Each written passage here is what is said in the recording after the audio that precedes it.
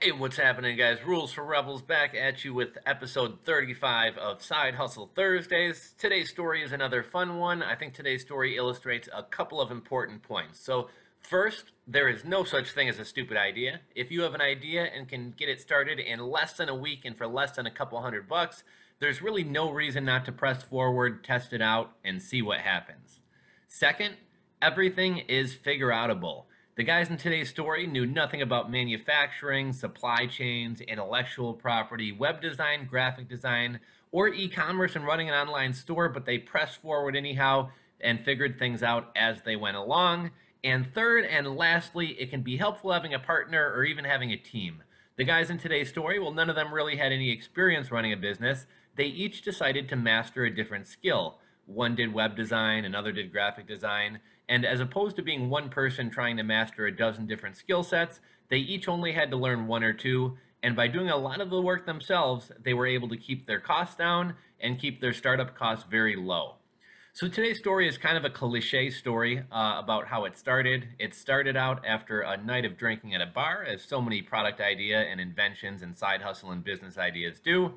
They sometimes turn out to be good ideas and other times not so much.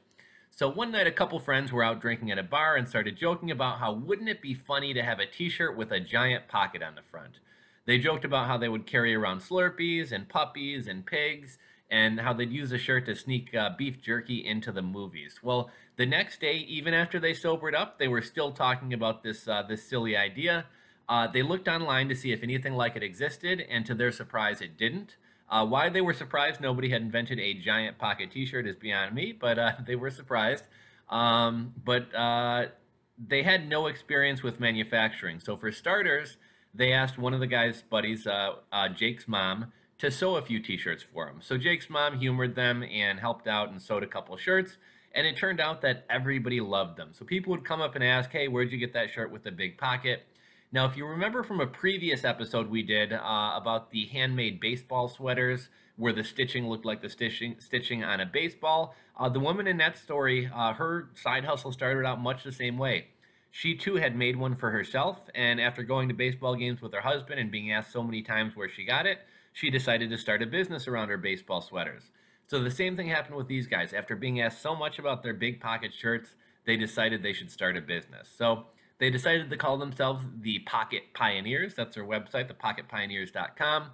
They started by visiting a local fashion and design school, and they asked the teacher to put them in touch with some local manufacturers. Now, initially, they didn't find anybody who could or who was willing to make a giant pocket t-shirt, but they continued asking around and got a lead to another factory and then got a lead to another manufacturer, and eventually they found somebody to make their shirts for them.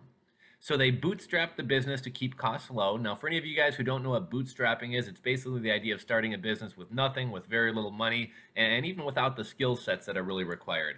It was basically a couple buddies who started this business. So each one of them, like we said, decided to learn a different skill. One did web design, another graphic design, another learned how to run a web store and a bit about supply chain management. And none of them knew what they were doing, but they learned and they figured it out as they went along, and that helped them keep their costs low. They said it's been a great learning experience. They've learned a lot about supply chain management, intellectual property, web design, and a whole lot more about entrepreneurship. And they described it almost like going to business school, but as opposed to paying a crap load of money for classroom experience, they've actually made money while doing it and gained some real world experience, which is obviously even better. To date, the guys have sold more than 1,500 shirts. They price their shirts between $20 and $30, and to date they've grossed over $35,000.